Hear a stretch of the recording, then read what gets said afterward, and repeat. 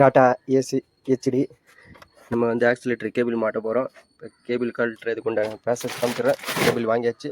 Oscillator ரொம்ப pedal வந்து டைட்டாக இருக்குது, அதனால் மாற்ற போகிறோம். கேபிள் இங்கே காற்று பின்னு கொடுத்துருப்பா, அந்த பின்னை நம்ம கழட்டி வெளியே எடுத்தாச்சு. இந்த ஹோல்ஸ் கொடுப்பா, அதில் பார்த்தீங்கன்னா தெரியும், இந்த ஹோல்ஸில் தான் மாட்டிக்கிட்டு இருக்கும். அந்த ஹோல்ஸ் வழியாக எடுத்தாச்சு. அதே மாதிரி இந்த நெட் வந்து லூஸ் பண்ணும். மொத்தமாக வந்து லூஸ் பண்ணிட்டோன்னா பேக் சைடு வழியாக தள்ளோன்னா கண்டிப்பாக வந்து கேபிள் வெளியே வந்துடும். இப்போ நான் வந்து கழட்டிட்டேன், அப்படியே வெளியே எடுத்துடலாம். வெளியே எடுத்த எந்த பாதையில் போதோ அதே மாதிரி தான் நம்ம வந்து மாட்டுற மாதிரி இருக்கும். இந்த பக்கம் வந்து நம்ம அப்படியே கழட்ட பொறுமையாக எடுத்துனா வெளியே வந்துடும். டேமேஜ் பார்த்தீங்கன்னா இந்த இடத்துல டேமேஜ் ஆகிருக்கு, அதனால தான் ஆக்சிலேட்டர் பெடல் ரொம்ப டைட்டாக இருக்குது. இப்போ இது வழியாக கீழே எடுத்துடலாம்.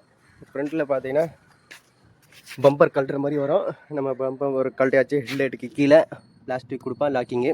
நம்ம அதுக்கு முன்னாடி அங்கே காடியிலேருந்து அந்த ஆக்சிலேட்டரோட இன்னரை வந்து வெளியே எடுக்கிற மாதிரி இருக்கும். பார்த்தீங்கன்னா தெரியும். நம்ம நீக்கணும், விரிச்சோன்னா விரிச்சிட்டு கொஞ்சம் தெகுடாக வெளியே எடுத்தோன்னா வெளியே வந்துடும். நம்ம எடுக்க ஆரம்பிச்சிடலாம். உள்ளே பார்த்தீங்கன்னா பிளாஸ்டிக் லாக் கொடுத்துருக்கேன், அந்த லாக் வழியாக வந்து நம்ம இழுத்தோன்னா வெளியே வந்துடும். பழசை நம்ம கட்டியாச்சு.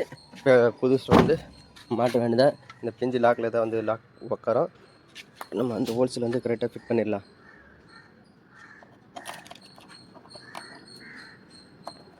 ஃபிட் பண்ணிவிட்டு அதே வழி வந்து பேக்கில் வந்து அப்படியே கொண்டு போக வேண்டியதான். நம்ம